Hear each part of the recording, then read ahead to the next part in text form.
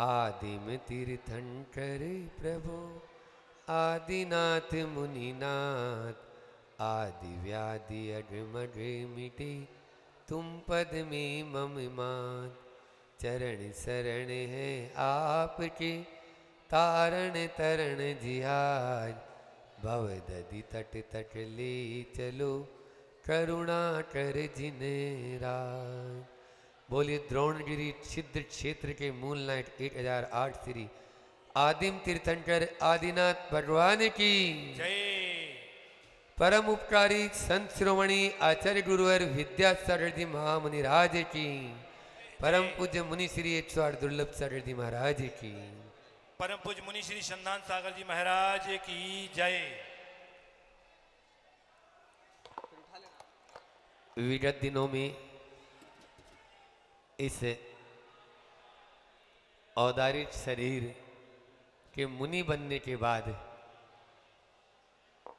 द्रोणगिरी सिद्ध क्षेत्र की प्रथम बार वंदना का अवसर प्राप्त किया और प्राप्त भी ऐसे सुअवसर पर हुआ कि अष्टानी का महापर्व चल रहा था और अष्टानी का महापर्व में यहाँ की समिति ने बहुत ही उदारता और भक्ति भाव के साथ में ऐसा श्रीफल चढ़ाया कि एक श्रीफल रोड के ऊपर चढ़ाया था जो अनेकों श्रीफल में परिवर्तित हो गया और सिद्ध चक्र महामंडल विधान यहाँ पर सानंद संपन्न हो गया।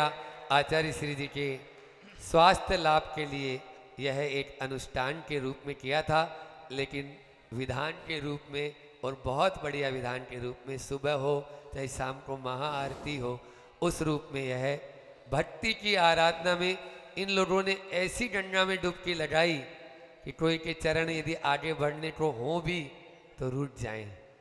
ऐसी भावना के साथ में इन्होंने यहाँ आराधना की। आज से प्रतिदिन वही भक्ति की और ज्ञान की गंगा यहाँ पर फिर से प्रभावित हो रही है और उस ज्ञान की गंगा में डुबकी लगाने के लिए आज हम यहाँ पर सब बैठे हैं।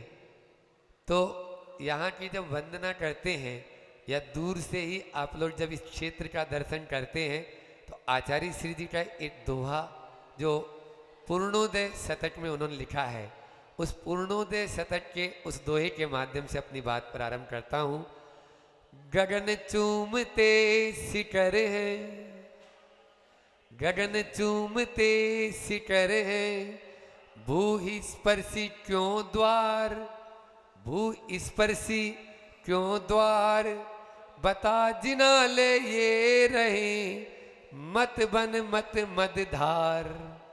बड़े बड़े जिनाले हैं और जब अंदर की ओर प्रवेश करते हैं तो उसके द्वार भू को स्पर्श कर रहे हैं, उसमें घुसने का जो द्वार है वो बहुत छोटा है। ऐसा पूर्ण शतक में हो सकता है गुरु जी ने इन्हीं जिनालयों को देखकर लिखा है कि गगन चुंबी जिनाले हैं और भू स्पर्शी क्यों द्वार बनाए, तो उसका कारण आप सब जानते हैं कि प्रभु के चरणों में आना है तो झुककर आओ, अकड़ कर चलोगे कुछ मिलने वाला नहीं है। आजकल के जो द्वार बनते हैं वो बिल्कुल सिर को झुकाने की जरूरत ही नहीं है, और थोड़ा ऐंठना चाहो तो ऐंठ सकते हो आप लोग, और ऊंचा होना चाहो तो ऊंचे हो सकते हो, लेकिन पहले ऐसा नहीं था। आचार्य जितने भी हमारे हुए हैं, हमारे पूर्वाचार्य या पूर्वज हुए हैं, वो इस प्रकार का द्वार बनाते थे कि नीचे अंदर में जाना है तो झुक कर जा तो कुछ ले पाएगा, झुकेगा।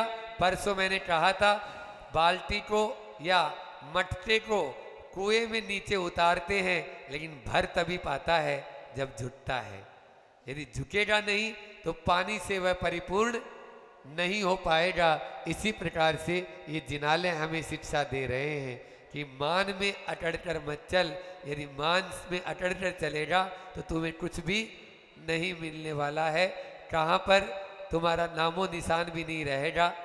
एक बार ऐसा हुआ, कागज का एक टुकड़ा, सुन रहे हो, कागज का एक टुकड़ा हवा के एक झोंके से उड़ा, उड़कर आसमान की ऊंचाइयों को छुआ और धीरे से शिखर पर जाकर अटक गया।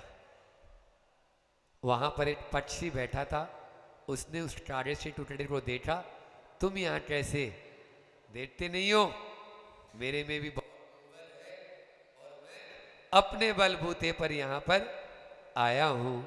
इतनी बात समाप्त भी नहीं हुई, हवा का दूसरा झोंका आया, उस कागज के टुकड़े को उड़ाया और जो वहाँ पर बाजू में पर्वत के नीचे नाली बह रही थी बस्ती में, उस नाली में जाके सीधा वह गिरता है, सड़ गल कर उसका अस्तित्व भी समाप्त हो जाता है। यही स्थिति हम लोगों की है। हम कर्म का, पुण्य का उदय होता है, एक हवा का झोंका आता है, अपन आसमान को छूने लगते हैं, लेकिन मान से फूले नहीं समाते। दूसरा कर्म का झोंका आता है, पाप कर्म का उदय आता है, कब नीचे की ओर आ जाएंगे कोई पता नहीं चलेगा। इसलिए ऊपर चढ़ते हो तो फूलो नहीं, और नीचे यदि गिर जाते हो तो दीनहीन मत बनो। आज कर्म का उदय है, हम नीचे की ओर हैं, एक दिन ऐसा आएगा, पुरुषार्थ ऐसा करेंगे तो फिर से हम वापस ऊंचाइयों को छू लेंगे। इसलिए कभी भी अपने भीतर में इस बीमारी को पनपने न दें। ये अहंकार ऐसा होता है कि हमें जीने नहीं देता। और आपको एक बात और बता दें, ये चारों कसाएं साथ चलती है। जहाँ लोभ होता है वहाँ क्रोध मान माया अपना आप आ जाता है, जहाँ पर मान होता है वहाँ पर क्रोध माया लोभ अपना आप आ जाते हैं, और जहाँ मायाचारी होती है वहाँ क्रोध मान लोभ आ जाते हैं, और जहाँ पर क्रोध होता है वहाँ मान माया लोभ भी उसमें ही समाहित रहते हैं। इसलिए इनके अंदर में एक शायद आप द्विपायन मुनि का आगम का उदाहरण ले ले। द्विपायन मुनि के अंदर गुस्सा आया और गुस्से में पहले अपने मान को ठेस पहुंची, गुस्सा तो बाद में आया, मान को ठेस पहुंची। जब तक वो सहन करते रहे और जब सहन नहीं हो पाया तब उनके ऐसा गुस्सा आया कि उनके शरीर से अशुभ पुतला निकला और पूरी 12 योजन में पूरे भस्मीसात कर दी। वह जो द्वारिका, जो सोने की द्वारिका कहलाती थी, वह अब राख में परिवर्तित हो गई।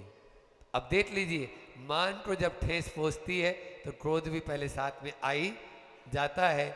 इसलिए एक दूसरे से ये रिलेटेड भी रहती है। घर गृहस्थी में हम रहते हैं तो अपने ईगो को कंट्रोल करें, है ना। ईगो कैसे बनता है? यदि उसको भेज दे, यानी होता है गुस्सा, एंगर, है ना। एंगर को गो करे, गुस्से को पहले गो करे, जब जाकर वह हम कंट्रोल हो पाएगा। कोई बात नहीं, आ रहे। तो इस प्रकार से हमें ईगो पर, लेकिन होता क्या है, आज तो पैदा होने वाला बच्चा भी होता है ना, उसमें भी यदि उसके मन के मुताबिक नहीं होता है तो बिल्कुल गुस्सा हो जाता है तुरंत ही। छोटा सा बच्चा है, वो पेट से ही सीख के आया है, क्योंकि संस्कार कहाँ से आए? माता पिता के। तो माता पिता में जैसे भाव रहते हैं वैसे ही बच्चों में ही भाव हो जाते हैं। एक बार ऐसा हुआ, गुस्से में क्या स्थिति होती है और कैसी हास्यास्पद स्थिति हो जाती है कि आदमी अपने मान के कारण और गुस्से के कारण अपनी एक तोहिनी करा लेता है। पति पत्नी थे, दोनों साथ रहना है, दोनों को एक छत के नीचे रहना है, एक कमरे में रहना है, बिना बोले चल भी नहीं सकता। लेकिन जब एक दूसरे के ईगो को ठेस पहुंचती है तो सबसे पहले शीत युद्ध होता है। शीत युद्ध जानते हो? बोलना चलना बंद, ठीक है ना। दो दोस्त हैं, दो भाई हैं, दो मित्र हैं, मित्र तो हो ही गया, दो रानी जिठानी हैं। तो जैसे ही उनके मान सम्मान को ठेस पहुंची तो सबसे पहले क्या होता है? मुंह फुला के बैठेंगे, बोलना चलना बंद। अब हो गया पति पत्नी में एक बात ठन गई ऐसी, अब खूब दिन हो गए, चल रही है। अब एक दिन पति को ट्रेन पकड़कर जल्दी जाना था। अब 6 बजे ट्रेन पकड़ना है और ये महानुभाव 7 बजे उठते थे। अब 5 बजे उठेंगे तब तो स्टेशन पहुंचेंगे। अब कैसे उठें 5 बजे? अब बिना पत्नी के सहयोग से तो नहीं उठ पाएंगे। मंडी बामोरा वाले तो जानते हैं, ठीक है ना। तो उन्होंने क्या किया, पत्नी के लिए पति ने एक पर्ची लिखी, कल मुझे बाहर जाना है, बहुत ज़रूरी काम है और 5 बजे उठा देना। अब बोल तो सकते नहीं, बोलेंगे तो छोटा हो जाएगा ना, बोलते ही तो यही तो गड़बड़ होती है। ये मन है ना, बड़ा खुरापाती है।